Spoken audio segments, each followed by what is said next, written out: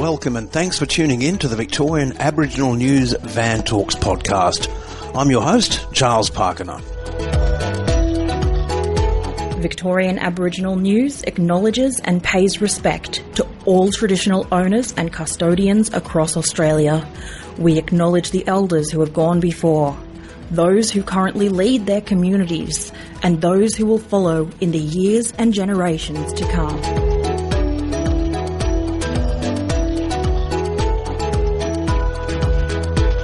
In late 2025, Victoria made history as the first state in Australia to formally commence a statewide treaty.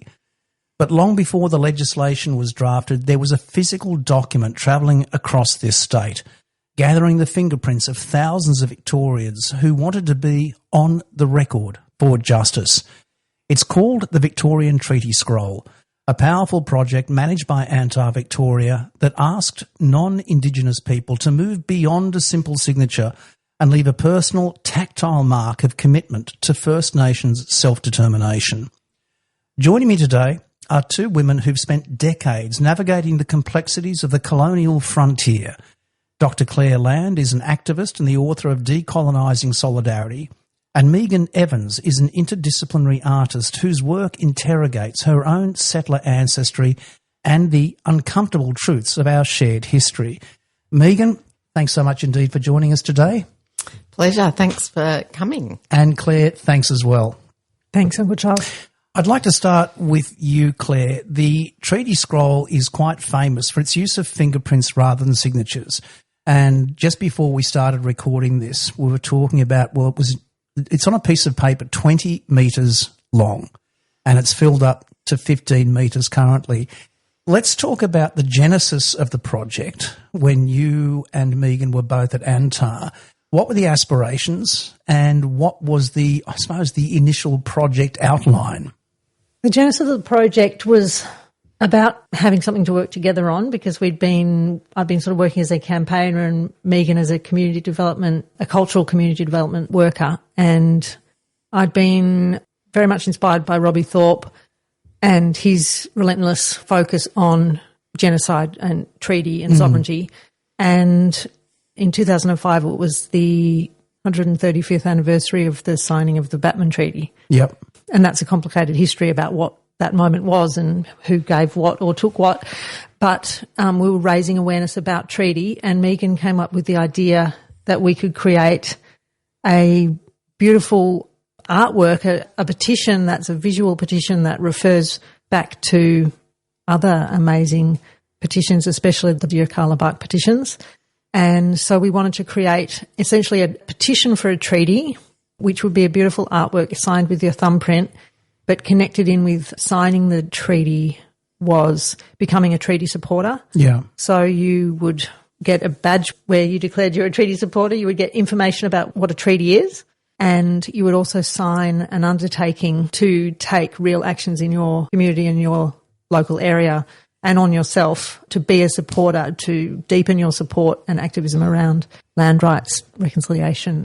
And this was all 20 years ago, so quite a while ago, well indeed predating the 2018 Advancing the Treaty Act. Megan, to you, the idea to have it on this beautiful piece of, I believe it's Japanese parchment, is that right? Yes. What led to that? Well, I think I was also inspired by the Bark petition, and I've always felt that written documents often just get put in a cupboard and are not necessarily that accessible to people. And so being an artist, my focus is always how do you make something visible? And so we both were working in Brunswick Street at the time, and I think I was at Zeta Florence, and there was a scroll of Japanese paper that was 20 metres long, and I thought, oh, wow, we could do that, use that and make a treaty scroll. And the idea was that you'd have this visual representation of people's individual thumbprints, which is sort of very close to your identity. Like you can't get much closer to your identity than your thumbprint, and that it was really a great way for people to show their support for treaty and make it into a visual artefact, I guess. So we're talking about more than 20 years ago right now. What was the reaction that you were getting from the community members when you went out there to seek their support by means of a thumbprint? to this concept of treaty? Because it wasn't really as well known across community as it is now. Megan, I'll stick with you, and Claire, you've obviously got some thoughts there. We'll come back to you in a second. Well, I guess to some degree at the time we were preaching to the converted, because the people that we were working with were already sort of willing to support the notion. To be honest, I never dreamt in my lifetime I'd see a treaty, and so it was really like this symbolic thing that would be, okay, this is a way to call for something that we weren't even sure would ever happen. You know, again, I was also inspired by Robbie Thorpe, who since the early 80s, I remember him talking about sovereignty all those years ago. And so when nobody ever thought sovereignty would become a thing, and now it's discussed, it's used in everybody's acknowledgement of country. And so, you know, that really inspired me. And I think that standing for something, even when you can't see it can happen, or it looks like it could possibly happen, I think that was something that inspired me to be that way about treaty. Claire, your perspective on the responses you were getting from people when you took this document out there? The general public seems to just adore this object. Like the most recent time we took it out was actually a leg of the Walk for Truth. And the moment we unrolled it, people formed a queue and just wanted to sign up to it, not even knowing what it was. They just were attracted by it. Back in 2005, we were needing to explain, you know, what is a treaty. So we were giving, it was like a postcard that you could put on your fridge, which explains sort of the basic outline of a treaty, because it did need to be an educational project. There had been obviously consistent calls for treaty from Aboriginal people since invasion, and there'd been a treaty committee and in Canberra in, you know, the 70s or the 80s, or, you know, there'd been different times when it had come up.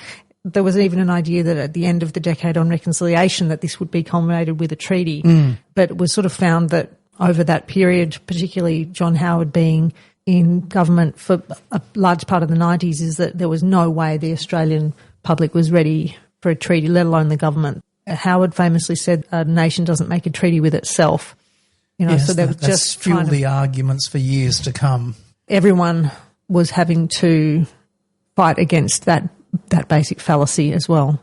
Once the scroll was started, what was the strategy to get it out there and start getting the first of those 15,000 thumbprints, apart from obviously the Antar crew itself? What was the strategy, Claire?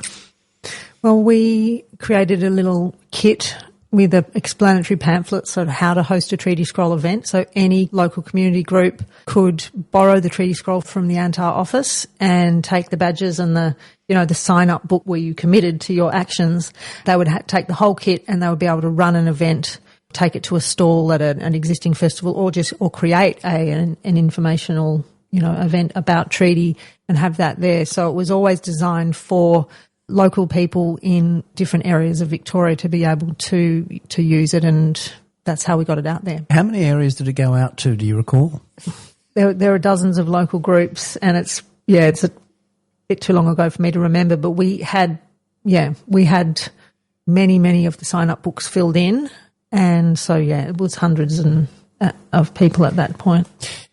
Megan, to you now, the reality is that this only went on for about 5 years before, unfortunately, that scroll, as powerful as it was put away into a cupboard.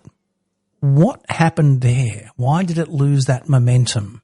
Well, Claire and I were only working at Antar for 3 years. We were part of the Fanning the Flames funding project, and that ran out of money, and so we both had to go off and do other things. And I guess without a driving force behind anything, really, things fall off.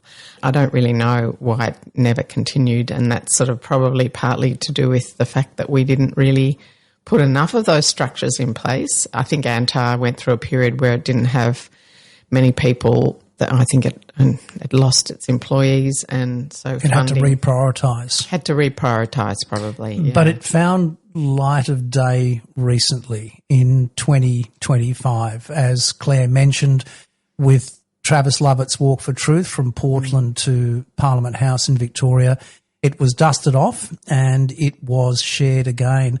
What was the response from people? Claire touched on that a bit before. When they saw this, what was the excitement? What was the response from the people? It was amazing. While we were on the walk, Claire and I, we walked together. Claire had a bike and she had sore knees and I had sore hips. And so we actually were I was piggybacking on her bike and we were talking, I wonder what happened to the treaty scroll. And we were sort of just discussing it as we went on the walk. And then this was from Footscray Park to Camp Sovereignty. And when we got to Camp Sovereignty, we said, let's find out what happened to it. And Claire contacted Matt from Antar, and anyway, the whole thing then got uncovered and I went and picked it up. It was in this box that looked like a dog had chewed it, and it was sort of like it came out of the boondocks. And yeah, it was really exciting because the next day we went, this is a perfect place to bring it out. And so we set up a table and it was amazing how many people wanted to participate in it. Someone even had their dog and they put their dog's paw print on it. It was really, but yeah, everybody, because it was part of the walk, it wasn't really set up for something that was, and in the end, we didn't take it to Parliament House because we weren't sure whether there'd be a space for it. And so it was just the people that came past in the walk, but we could have got hundreds and hundreds on that day if we'd been probably a bit more organised. We weren't really that organised because it was just this great idea to get it back out again. But it was kept in the light because during that cultural ascent ceremony at John Cain Arena, it was presented to the Assembly. Is that correct? Well, Claire and I presented it to the Assembly before then. It wasn't actually presented to the Assembly at that event. It was there for the allies who work at the Assembly were there to make sure people had the opportunity if they wanted to put their thumbprint on it. I'm really interested, Claire, coming back to you, when you mentioned before with that initial rollout of the scroll, that apart from getting the little badge, they also got the postcard, the fridge magnet, with a bit of an education about what treaty actually is, because it was a very foreign concept, I'm sure, even 20 years ago for most Australians. What would you like to see now? Because we do still require a call to action. We can't rest on our laurels, the fact that we have the 2025 Treaty Act. That's right. And there's a continuing need from the First Peoples Assembly of Victoria to demonstrate that treaty is widely supported by the Victorian electorate. And so they were calling for allies and aligned organisations to put out statements supporting treaty before the Treaty Act was signed, because it's never a guarantee until you've got that signed. And so having the support of the masses and the people is an important aspect of that politically.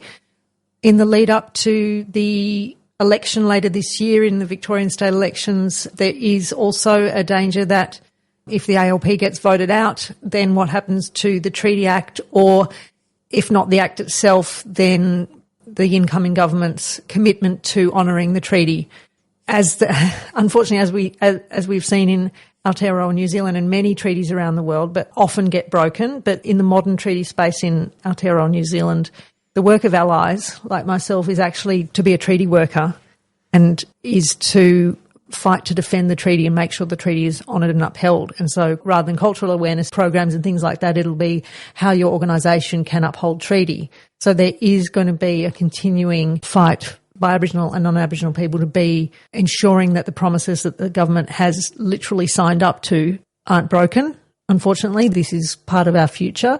But also, we don't have a treaty in other states and territories, and we don't even have a truth process in other states and territories. And that was something that was walked back by those other states and territories after the no vote in the referendum. So there is, there's campaigns like Together for Treaty that are trying to ensure that treaties happen elsewhere, as well as, Travis Lovett's taking the Walk for Truth national because, we do need a national truth process. Lydia Thorpe's also always called for a real truth process to feed into a national treaty. All very, very valid points, Claire. Megan, to you now, building on the legacy of the treaty scroll, do you think this is replicable across other areas, states and territories, as Claire has mentioned? But also, if we stick to Victoria, the local reconciliation groups, we've got over 30 reconciliation groups now, a vast increase since 2023 in the campaign there. Rather than wait for the resurfacing again of this treaty scroll, do you see there's a place for these local groups to start their own petitions to really echo the voices of support for treaty in light of the fact that there may well be a change of government later in 2026? Absolutely. The way I see the treaty scroll is it's evidence of non-Indigenous people's support for a treaty and for truth-telling. And I think it's absolutely possible for other groups. It doesn't have to be in a scroll format. It could be, they could get books, so they could get sketchbooks, they could fill them up. There's lots of different ways that people can do that. I think it's nice to continue the notion of the thumbprint, because it was funny when people were signing the treaty, people were like, oh, well, that's actually what you have to do if you get picked up by the police. You have to do a thumbprint. It's actually that's a way. Ominous. That's ominous, Megan. But it is true. It's like, it's a way to identify yourself, which is actually close to your DNA, So for me, it's a way that people can say, hey, this is what I'm supporting, and I'm putting myself on the line to support this. And so I think there's lots of ways.